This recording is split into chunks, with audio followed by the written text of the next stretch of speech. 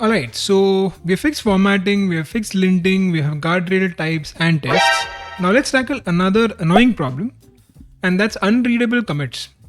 So when I want to fix a bug that was introduced a while ago, to track down the source, the first thing I had to do is to go to the commit history.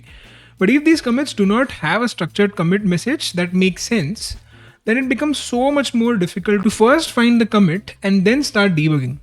It's a lot of time wasted that can be saved by just having meaningful commit messages. There are tools that enforce a structured commit message, which eventually builds a habit for the developers to write meaningful messages. I mean, even with this enforcement, you can write random stuff and push the changes, but again, it does build a habit, and I have personally seen it work across teams. So right now our goal is to follow the conventional commit format. So there's this standard that's followed by a lot of teams, which basically has this type description format. So there's type of the commit and the description for what's happening inside the commit. So this is called the conventional commit standard. In the type section, you have a bunch of most commonly used keywords that give you an idea of what exactly is the change. So the most common ones you'll see is fix and feature, but there are other types as well. You have chore, you have docs, style related changes. All of these give you like a brief idea on what exactly this commit type is. Then you can just provide like a regular description for what exactly you have changed in the commit. I'll link this page in the description. You should definitely go have a read. So this is the standard that we're going to use. And to do this, we need to first install a bunch of libraries. So I'll go back inside my application, and in here, I'm going to install a set of libraries.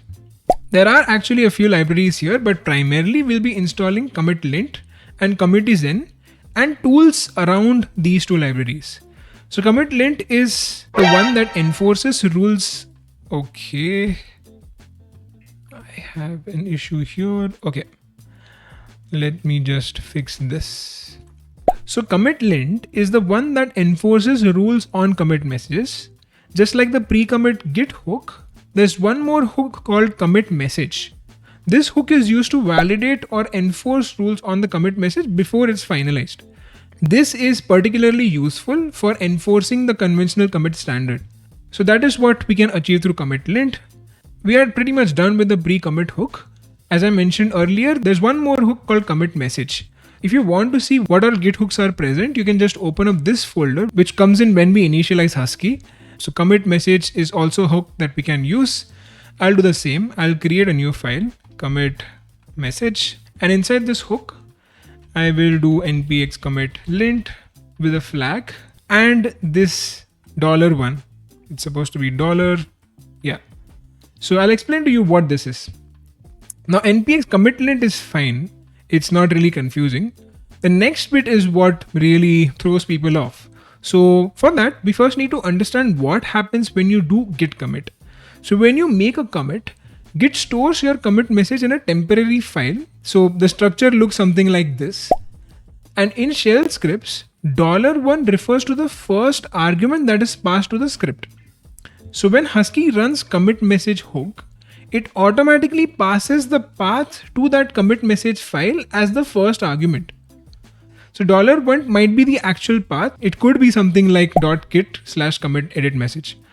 So this edit flag with $1 means run commitlint on the commit message git just wrote. So anytime I do git commit, whatever commit message that I have, run commitlint on that message. So if you wrote a commit message like this, Git puts that text in a file temporarily during the commit process. Then Husky runs npx commitlint edit .git/commit edit message, considering that is the file path.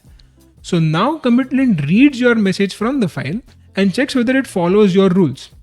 Speaking of rules, where are these rules configured? They are not as of now, and it's quite straightforward to be honest. All we have to do is create a commitlint.config.js file inside our root directory. So I'll do that. I'll create commitlint. It's just boilerplate config with a bunch of rules that's going to be applied to the commit message. You don't really have to worry about it, to be very honest. Now the next step is to get an interactive CLI the moment you try to commit. So instead of doing git commit and then typing in your message, there will be a CLI that's going to ask you certain set of questions, And based on this question, it's going to create or generate a commit message that complies with the conventional commit standard. So we also have extended the conventional commit config here. So if I try to commit something that does not comply with that standard, the one that we saw earlier, wherein we have a type and we have a description. If we don't do that in our commits, then it's not going to go through. So actually we can test it out. I'll again try to commit something, and this time let me put in a random message adding Commitlint. This actually should fail because it's not compliant with the conventional commit standard. So it's actually going to run all the pre-commit related stuff. But the moment the commit message hook goes through, yeah, you can see here that it failed because it didn't follow that structure. Now if I try to use that structure, and for now I'll just add fix. Let's see what happens now. Ideally this should go through because it does follow the conventional commit standard.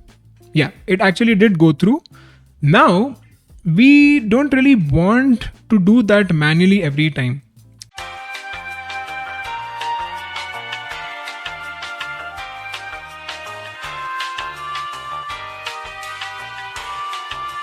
With the help of the other tool that we have installed, which is Commitizen, we get an interactive CLI that's going to ask us questions, as I mentioned earlier.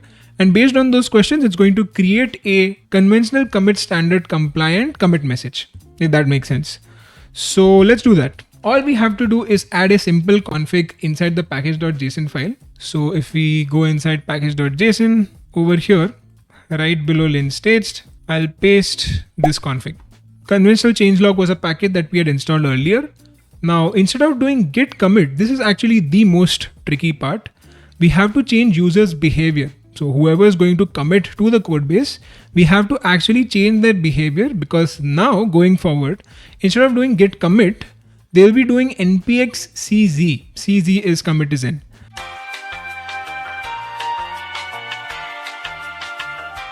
So npx cz is what they'll be doing in order to commit things.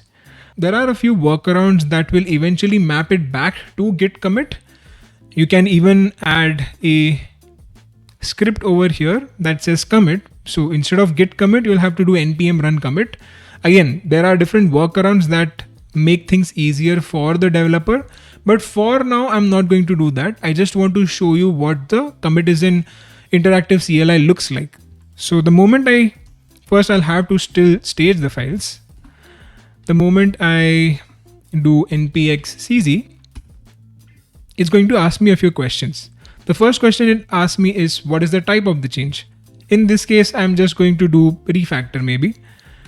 The moment I do this, it's going to ask me what is the scope of this change.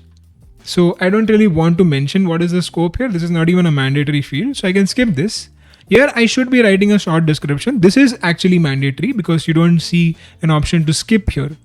So I'll just add a simple description saying set up Commitizen.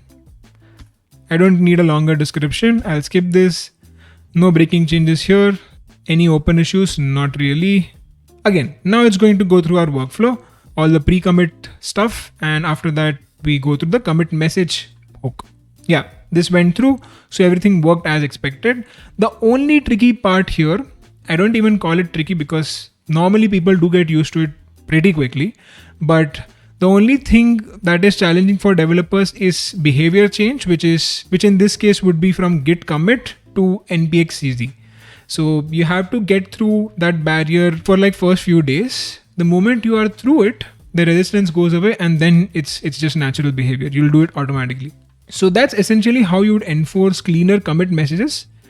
Again, this may seem like an overkill for some of you folks. It's pretty small, to be very honest, but in the long run, it will definitely help you, because while debugging things through the git commit history, you would want to have like meaningful messages so that it becomes very easy to pinpoint the exact source of error.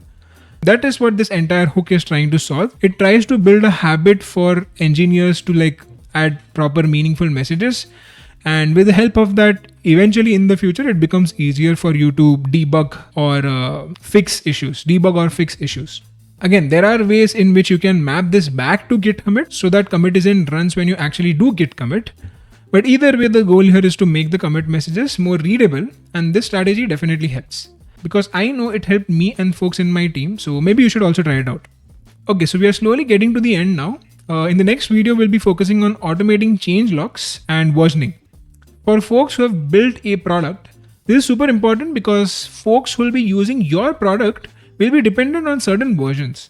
These versions bring in clarity as to what all changes they carry and whether they are compatible with other tools, and also if they are backward compatible. Versioning is definitely critical, and that's what we'll be automating in the next video.